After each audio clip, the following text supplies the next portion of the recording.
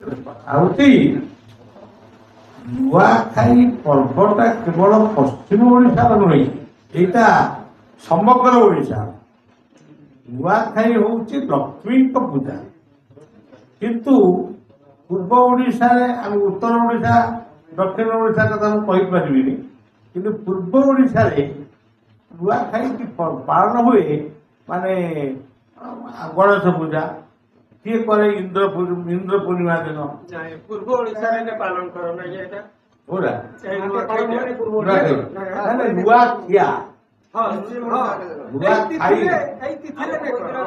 ନୂଆ ଖାଇ ନୁହେଁ ନୂଆ ଖିଆ ମାନେ ପାଳନ କରନ୍ତି ନା ଆମେ ତ ଖାଇଛୁ ନା। ପୂର୍ବ ଓଡ଼ିଶାରେ କଣ କରନ୍ତି, ସେ ଇନ୍ଦ୍ର ପୂର୍ଣ୍ଣିମା ଦିନ କି ଗଣେଶ ଦିନ ସେମାନେ ଦିନ ସ୍ଥିର କରନ୍ତି ଆମେ ନୂଆ ଖାଇବୁ, ତାମାନେ ନୂଆ ଚାଉଳର ଭାତ ଖାଇବୁ, ନୂଆ ଚୁଡ଼ା ଭୋଗ ଲଗେଇବୁ, ଏଇ ହଉଛି କଥା। କିନ୍ତୁ ପଶ୍ଚିମ ଓଡ଼ିଶାର ନୂଆଖାଇ ପର୍ବ ହଉଛି ଶ୍ରେଷ୍ଠ ପର୍ବ। କିନ୍ତୁ ନୂଆଖାଇ ପର୍ବ ମୁଁ ଯାହା ବୁଝିଛି ସେ ଲକ୍ଷ୍ମୀଙ୍କର ପୂଜା। ଇଏ ଗୋଟେ ପ୍ରକାରାନ୍ତରେ ଯେମିତି ମାର୍ଗଶିର ଗୁରୁବାର ଭଳି ଇଏ ପଶ୍ଚିମ ଓଡ଼ିଶାର ସର୍ବଶ୍ରେଷ୍ଠ ପର୍ବ। ତେଣୁ ପ୍ରତ୍ୟେକ ପର୍ବ କୋଉଠି କୋଉ ପ୍ରକାର ରୂପ ନେଇଛି, କିନ୍ତୁ ପ୍ରତ୍ୟେକ ପର୍ବ ପଛରେ ଗୋଟେ ମାନେ ସ୍ୱତନ୍ତ୍ର ପବିତ୍ରତା ବି ରହିଛି, କଥା ବି ରହିଛି। ଆମେ କୌଣସି ନୂଆଖାଇ ପର୍ବ ବା ଆପଣଙ୍କର ବରଗଡ଼ର ଧନୁଯାତ୍ରା ବିଷୟ ପ୍ରସିଦ୍ଧ ଧନୁଯାତ୍ରା ହଉ କି ଆପଣଙ୍କର ଶୀତଳ ଷଷ୍ଠୀ ହଉ, ଶିବ ବିବାହ ହଉ, ଏସବୁ ଅତି ଉଚ୍ଚସ୍ତରୀୟ ଜିନିଷ। ନୂଆଖାଇ ଉପରେ କୌଣସି ମନ୍ତବ୍ୟ ମୁଁ ଦେଇ ନଥିଲି। ଛାଡ଼ ଖାଇ କହିଲେ ଆମର କାର୍ତ୍ତିକ ମାସରେ ସରିବ କଣ କାର୍ତ୍ତିକ ବ୍ରତ।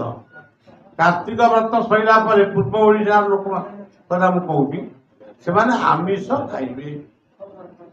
ଏଇ ଯୋଉ ଜିନିଷଟାକୁ ମୁଁ ସେଠି ବି ବିରୋଧ କରେ। ସେମିତି ନୂଆଖାଇ ପର୍ବ ପବିତ୍ର ପର୍ବ ପାଳନ ସରିଲା, ଅନ୍ତତଃ 3ଟି ଦିନ ଆକୁ ପାଳନ କରିବା କଥା। ପୂର୍ବ ଦିନ ଯୋଉଦିନ ସରିଲା ତା ପରଦିନ ଆଜି ସରିବ, କାଲି ନୂଆଖାଇ ହଉ, ଛାଡ଼ଖାଇ ହଉ ବା ଦଶହରା ହଉ, ରଜ ହଉ, ଯେକୌଣସି କି ମାର୍ଗଶିର ମାସର ଗୁରୁବାର ହଉ, ତାପରେ ଯଦି ଆମେ ପୁଣି ସେ ଆମିଷ ଖାଦ୍ୟ ଗୋଟାଏ ଦିନ ନ ଖାଇଲେ ହବ, 3ଟି ଦିନ ପାଳନ। ତେଣୁ ଏଇ କଥା ଉପରେ ମୁଁ ଏତେ କଥା ବି କହିନି। ମୁଁ ଏକଥା ବି ନୂଆଖାଇ ପର୍ବ ଉପରେ ସାମାନ୍ୟତମ ମାନେ ତାତ୍ସଲ୍ୟ ଉପହାସ କରିବା ଶବ୍ଦ ମୋ ପାଖରେ ନାହିଁ, କି ନଥିଲା, କି ରହିବ। ମୁଁ ନୂଆଖାଇ ଆପଣମାନେ ଯେମିତି ପ୍ରେସ୍ କନଫରେନ୍ସ ଚାଲିଛି, ସାମ୍ବାଦିକ ସମ୍ମେଳନ ସରିଗଲା ପରେ ଅର୍ଗସ୍ ନ୍ୟୁଜର ଜଣେ ବ୍ୟକ୍ତି ସାମ୍ବାଦିକ ସେମାନେ ପଚାରିଛନ୍ତି କେତେବେଳେ, ମୁଁ ହସିଛି କେତେବେଳେ, କହିଛି କଣ ମୋର ଜମା ମନେ ବି। କିନ୍ତୁ ଯେତେବେଳେ କଥା ଆଲୋଚନାକୁ ଆସିଲା ସେତେବେଳେ ମୁଁ ଜାଣିଲି ଯେ ଇଏ ଗୋଟେ ଭୁଲ କଥାଟା ପ୍ରଚାର ହେଉଛି। ତେଣୁ ମୋ ସାଙ୍ଗେ ତାଙ୍କ ଅର୍ଗସ୍ ସହିତ ଆଉ କନକ ଟିଭିରେ ବି ଦେଲି।